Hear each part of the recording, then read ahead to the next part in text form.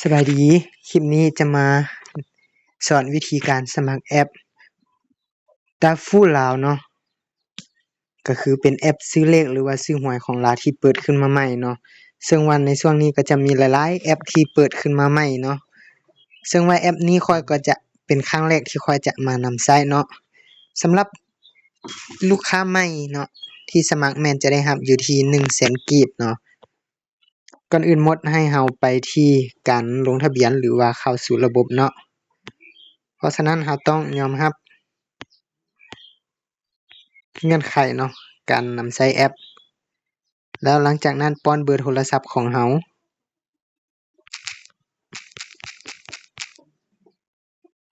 แล้วกดเข้าสู่ระบบเนาะหลังจากนั้นถ้ารหัส OTP ส่งมาทางข้อความเนาะ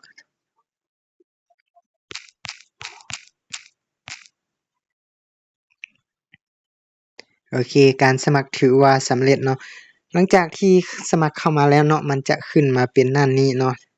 ก็ถือว่าโอเคอยู่เนาะสำหรับฟังก์ชันของมันก็จะมีหลายๆฟังก์ชันให้การนำใช้เลยเนาะและ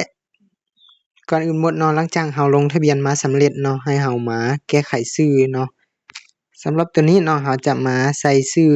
นามสกุลแล้วก็เลือกแขวงเมืองแล้วก็ใส่ชื่อบ้านเนาะเพื่อเป็นการยืนยันข้อมูลของเราในเวลากรณีที่เราถือเลขเนาะสำหรับวิธีการซื้อเลขก็จะง่ายๆเลยก็จะคือกันกับแอปอื่นเนาะเราสามารถซื้อได้ตั้งแต่เลข1ตัวขึ้นไปเนาะหรือว่าเลข2ตัวขึ้นไปจนถึงเลข6ตัวที่เราสามารถซื้อเนาะข้อยจะกดให้เบิ่งเนาะหลังจากนั้นเนาะให้เรากดไปการจ่ายเงินสำหรับการจ่ายเงินก็แม่น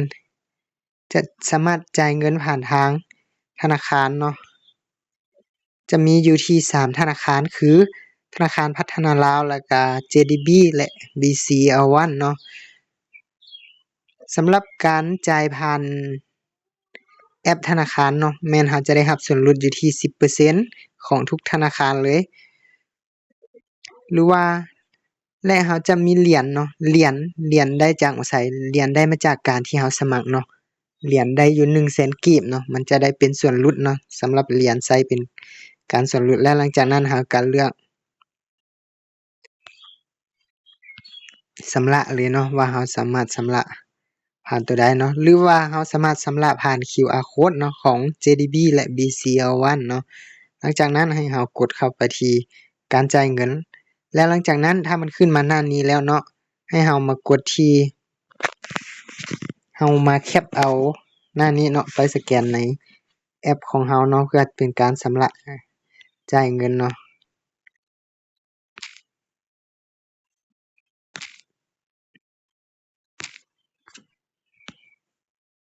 สำหรับวิธีการซื้อก็จะง่ายๆแบบนี้เลยเนาะสำหรับหน้าต่างและฟังก์ชันของมันก็จะมีใบบิณเลขแล้วก็ผลหวยแล้วก็แนะนำหมู่สำหรับการแนะนำหมู่เนาะแม่นเราจะต้องได้เพิ่มบัญชีธนาคารเพื่อรับเงินเนาะ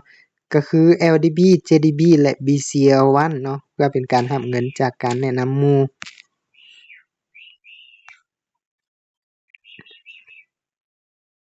มันก็จะมีหลายๆก็คือประวัติรายรับและรายการลูกสายเนาะมันจะมีอยู่ที่2ชั้นเนาะชั้นที่1และชั้นที่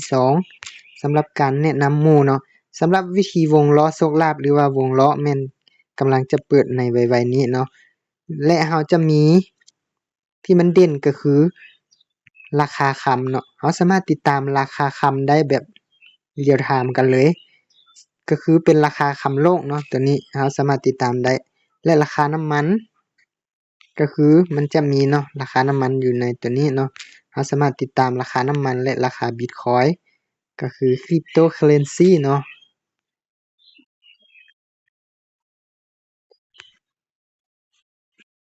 สำหรับวิธีการสมัครก็แม่นมีเพียงส่ำนี้เนาะสำหรับท่านใดที่สนใจเนาะแม่นสามารถสมัครเข้ามาได้เนาะโดยที่ข้อยจะแปะลิงก์ไว้ที่ใต้คอมเมนต์ในคลิปนี้ไว้ให้เนาะสำหรับผู้ใดที่สมัครผ่านลิงก์ข้อยเข้ามาแล้วเนาะให้อย่าลืมให้กดเข้าผ่าน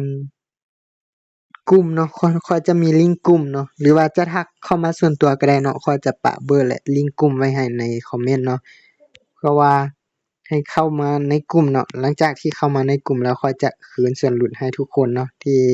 เป็นสายงานของข้อยเนาะสำหรับคลิปนี้ก็แม่นจะมีเพียงส่ำนี้เนาะสำหรับผู้ใดที่สนใจก็อย่าลืมไปดาวน์โหลดเข้ามาเนาะ